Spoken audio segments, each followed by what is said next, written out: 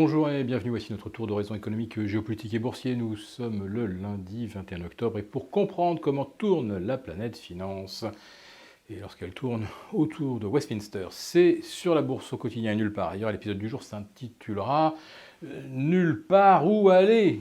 et les marchés ne vont effectivement nulle part.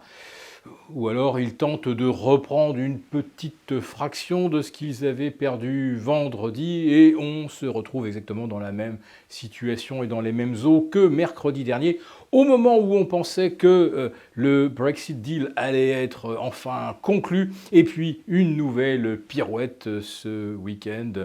Un nouvel épisode du vaudeville du Brexit au Parlement britannique et hop on a trouvé un moyen de différer le vote. Alors, un moyen qui fait du sens quelque part, c'est de s'assurer que lorsqu'on aura adopté, supposons que ça soit le cas, qu'on aura adopté le Brexit, eh bien, aucune interférence ne surviendra au moment d'en faire ce qu'on appelle force de loi.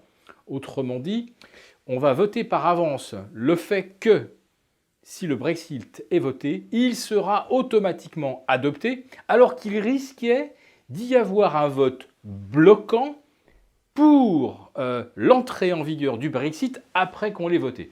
Oui, je sais, ça paraît absolument machiavélique, mais les marchés ont l'air de s'en satisfaire, puisque finalement, ça donne un peu plus de temps à Boris Johnson pour travailler en sous-main, pour réussir à convaincre certains députés du Labour, c'est-à-dire du parti adverse, de venir voter en faveur du Brexit, tandis que certains partisans de son propre parti, des Tories, ont fait défection, ils sont une vingtaine, et votent contre le Brexit. Oui, je sais, c'est les charmes de la démocratie britannique, mais pour l'instant, donc, on ne va nulle part, et on n'a finalement nulle part où aller, ni d'un point de vue politique, puisque la question du Brexit est repoussée, on ne sait pas, de 15 jours, 3 semaines, on ne sait plus. Le deal commercial sino-américain, pas avant la mi-novembre et un sommet en Amérique du Sud. En ce qui concerne les indices boursiers, ils sont capés par d'importantes résistances. Les 5007 sur le CAC 40, les 3006 sur l'Eurostoxx. Alors justement, ce matin, on y revient parce que l'Allemagne est en hausse de 0,5%, avec l'espoir que l'Europe échappe à des sanctions commerciales américaines. Mais Francfort ne fait que renouer également avec une résistance.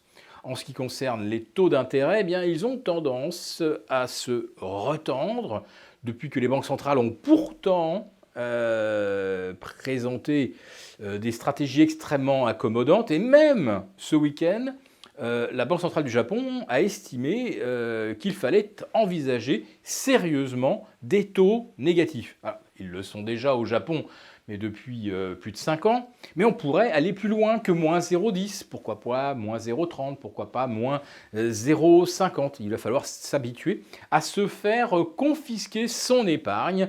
On rentre dans une espèce de système où l'on récompense la cigale et on confisque ses économies à la fourmi. Alors ça c'est très bien pour les emprunteurs, sauf qu'à un moment, il faut qu'il y ait encore des prêteurs en phase 2. Et pourquoi prêterait-on de l'argent si c'est pour se le faire confisquer ?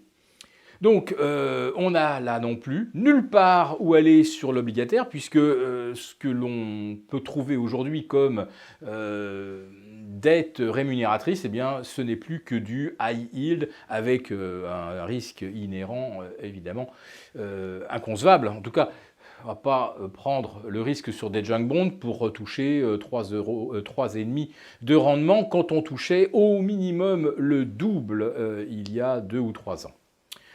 Voilà, donc le mois de novembre vient de commencer. C'était la journée des trois sorcières vendredi. Vous avez pu le constater, cette journée n'a pas été faste pour les marchés, parce qu'il y a un moment aussi, il faut prendre conscience de l'environnement économique, du contexte macro, et tous les chiffres publiés la semaine dernière sont tous dans le même sens, celui d'un ralentissement.